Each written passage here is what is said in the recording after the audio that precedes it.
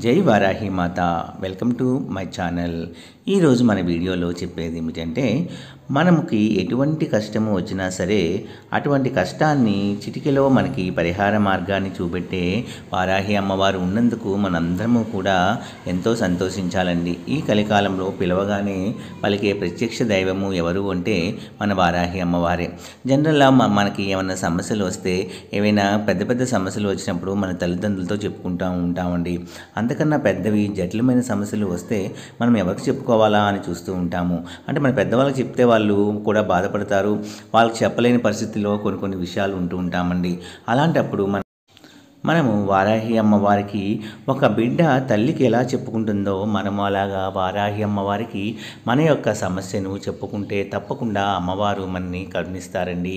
అమ్మవారు రాత్రి దేవతగా పిలువబడుతున్నారు కాబట్టి సాయంకాలం 6 తర్వాత అమ్మవారికి ధూపదీప నైవేద్యాలు సమర్పించి, ఎర్రటి పూలంటే అమ్మవారికి ఇష్టము, అలాగే బెల్లంతో చేసిన ప్రసాదాన్ని కూడా అమ్మవారికి నివేదించి మన కష్టాన్ని కనుక మనం చెప్పుకొని ఈ మంత్రాన్ని కనుక మనం జపిస్తే తప్పకుండా మన కోరిక ఏదైనా సరే అమ్మవారు మనకి తీరుస్తారండి. ఎవరైనా మన ఛానల్ని కొత్తగా చూస్తున్న వారైతే please subscribe my channel. Video నచ్చితే ఒక చిన్న లైక్ ఇచ్చి సపోర్ట్ చేయండి ఫ్రెండ్స్. అలాగే 10 మంది మిత్రులకు వీడియోని షేర్ చేయండి. అయితే ఈరోజు మన వీడియోలో చాలా చక్కటి మంత్రము అండి. ఈ మంత్రము మనం ప్రతిరోజు కనుక 21 సార్లు చదువుతూ ఉంటే మనం తీరని కోరిక ఏదైనా సరే తప్పకుండా నెరవేరుతుంది. మనకి సమస్య రాకముందే అమ్మవారు మనకి ఆ సమస్య నుండి తప్పిస్తారండి. రోజు అనేది మనము ఫ్రెష్ అయిన తర్వాత ధూపము దీపము పెట్టిన తర్వాత ఈ మంత్రాన్ని మనము చదువుకోవచ్చండి. మనము ఫ్రెష్ అయిన తర్వాత ఇది ఎక్కడైనా కూర్చొని కూడా మనము ఈ మంత్రాన్ని చదువుకోవచ్చు.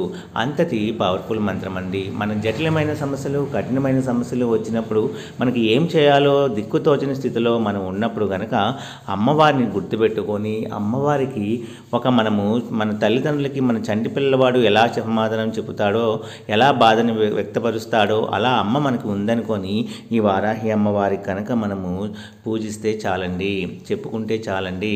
అయితే చాలామంది ఇంట్లో వారాహి అమ్మ ఫోటోలు పెట్టుకోవచ్చా అని అడుగుతున్నారు. అయితే మీ ఇంట్లో పెద్దవాళ్ళని అడగండి, వాళ్ళు వద్దు అంటే మానేయండి.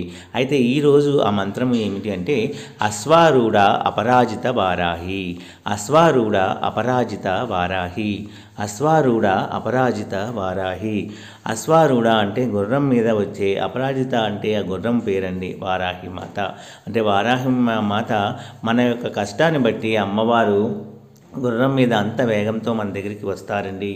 వచ్చి మన కోరికను తప్పకుండా, మన కష్టాన్ని కూడా మాపి, మనకి ఎటువంటి కష్టం ఉంటే వాటికి పరిష్కార మార్గం చూపే ఏకైక దైవము ఈ కలియుగంలో వారాహి అమ్మవారండి.